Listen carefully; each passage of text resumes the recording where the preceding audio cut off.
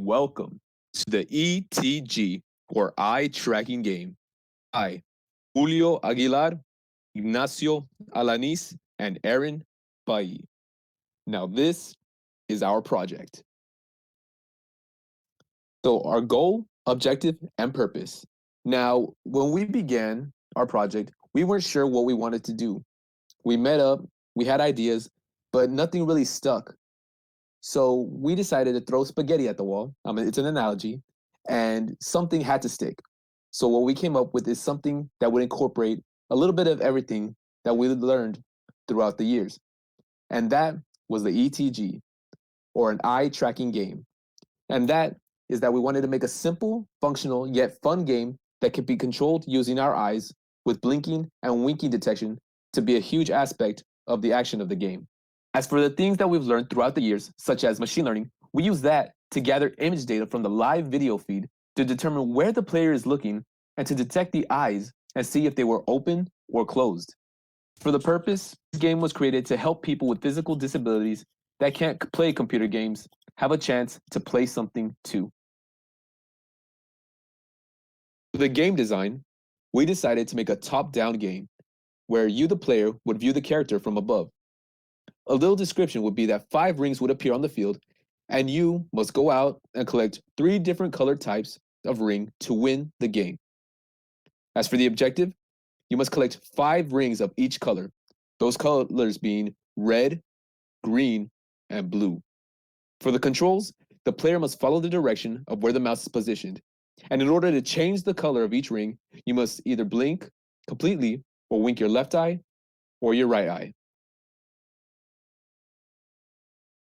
Alright, so this is going to be a demo of our game itself.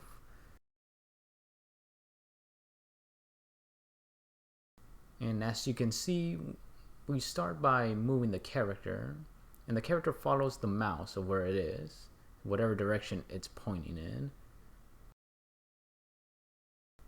Here we'll start to change the rings, and this will be changed by blinking or winking your eyes.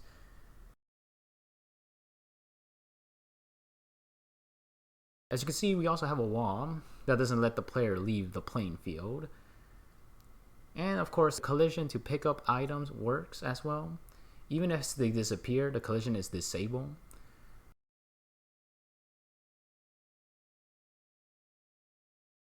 And once it reappears, you can collect them again. And here I'm going to start collecting the rings that are around me so that I can finish the game. And all these rings are in different locations, so every time you play the game, they will be in different positions on the gray area of the playing field, so that it will always be different when you play the game. And once you collect the last ring, this is how you will win the game. And by pressing the Q button, you can exit out of the game. Our approach, we use the Python programming language, and these are the 7 different libraries that we used. We used CV2 or OpenCV, and this is how we hooked up the cameras, which incorporated some machine learning. NumPy or NumPy, however you want to pronounce it. And this is how we made arrays and operated on them mathematically. Random and math was used for the game. Random for the random positions of the rings, and math for different calculations that were performed. Pygame is what we used to create the game. For PyAutoGUI, it is what was used to control the mouse and get the screen resolution information from the monitor. And finally, subprocess, this was used to execute 2 Py files simultaneously and had them work adjacent to one another.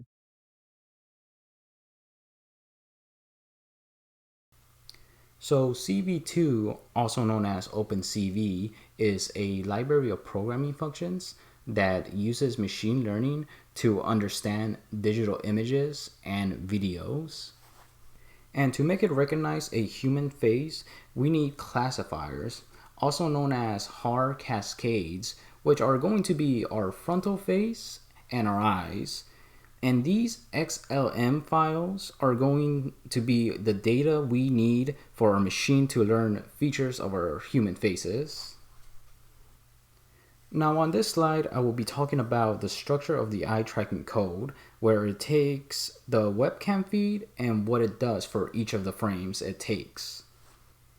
So the first thing it does for the frame, it tries to detect a face, and when it does, this will become our new frame. But before we can pass it, we need to cut it in half so that we can only focus on the top portion of our face, and then we can pass it to the next function. Our next function is the eye detection, and since our frame is only the top portion of our head, it makes it a lot easier to find the eyes. Automatically, this also creates the blinking detection. By detecting an eye, it means that it's open, but if it doesn't detect an eye, then it means it's closed. So we write a true or false variable to a text file so that it knows the conditions of the eyes. Our new frame will focus in our eyes, but we need to cut the top portion because of our eyebrows. And as you can see from the right image, the black box is the final modified frame that we need to pass to the next function. So now that we're focused on the eye, we can now start looking for the pupil, and we need to use what is known as a blob process. By using filters and a threshold that makes every pixel black and white, our pupil will become a black blob, and that is how we can get the coordinates of the pupil. Now that we have them, we can convert them with our screen resolution and get the location where the mouse is going to be on the screen. The mouse will start to go all over the screen because it is very highly sensitive, and to prevent the mouse to go crazy, we need to create a dead zone where the mouse will stay in the middle. We also created 49 locations for the mouse to stay by approximating the coordinates. And as you can see by the shape of our eyes on the middle image, you have more room to move horizontally than vertically, and that will affect the shape of the dead zone you are trying to create.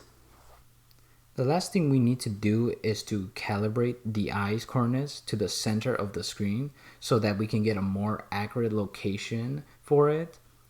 We only need the left eye coordinates so that we can speed up the process. And as you can see from the right image, when your eye is looking at the center of the screen, the red circle is actually slightly off from the center, and we need that so we can push it more to the center. And that will be the last thing we need to do.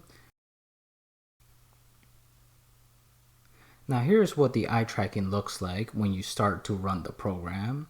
As you can see, it has detected my face, eyes, and pupils.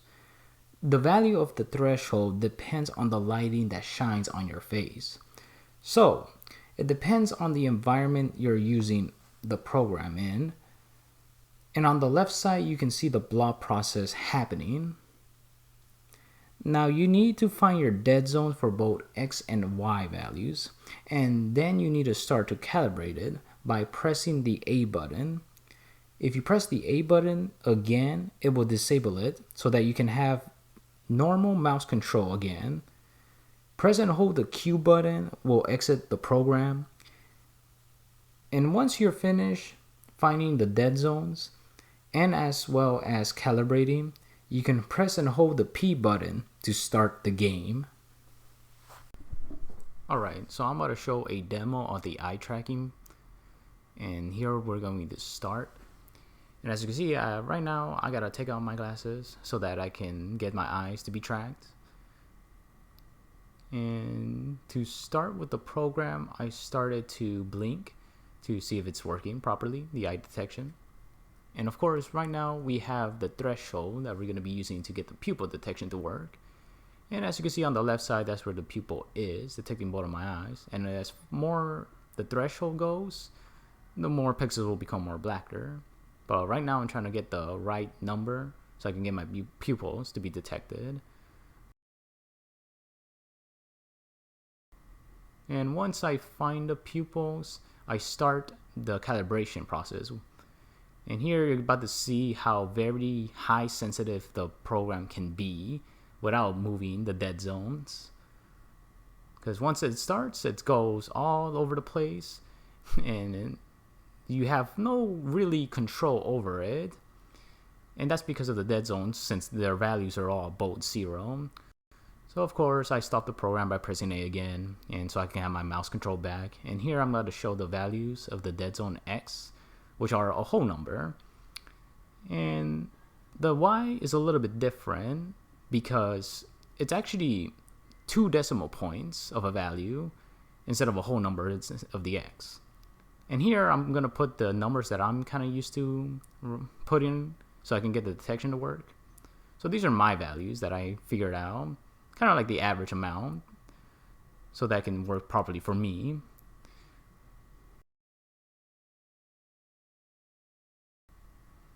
Now, of course, I start the calibration process again, and you will see a bigger difference from the first one that I did. Another thing to remind you is that for the threshold, is that it depends on the light that shines on you. So that number of the threshold will change depending what light is on your face right now. And as you can see here, my eyes are actually detecting and going to the left side of the screen. And even looking up, it actually does go up.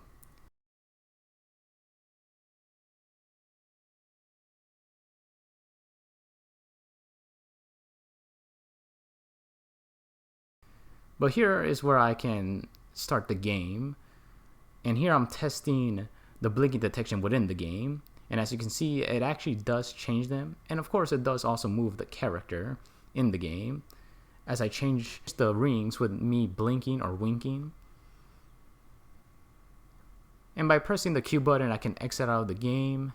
And by holding the Q button, I can also exit out of the program itself as well. The reason we chose Pygames is because we were looking for a platform to play our game that could work, and the Pygames library was the most compatible and would fit our project after the search. The way it works is that it is made in Python modules to write the game's code, and it also includes the computer graphics and sounds to be used with Python.